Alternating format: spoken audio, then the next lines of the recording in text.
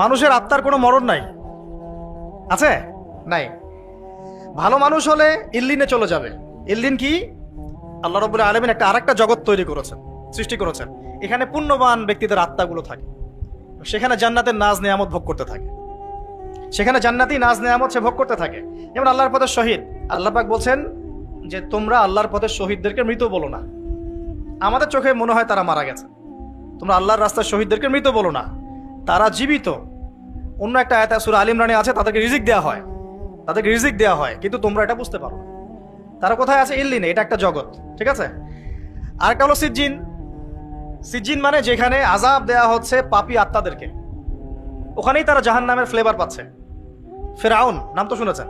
ফেরাউন এবং তার দলবলকে প্রতিদিন 2 বার, সকালে এবং সন্ধ্যায়, জাহান্নামে থাকার জায়গা দেখানো হয়, আযাব দেখানো হয়। মানে মানুষের আত্মার কিন্তু মরণ হয় না।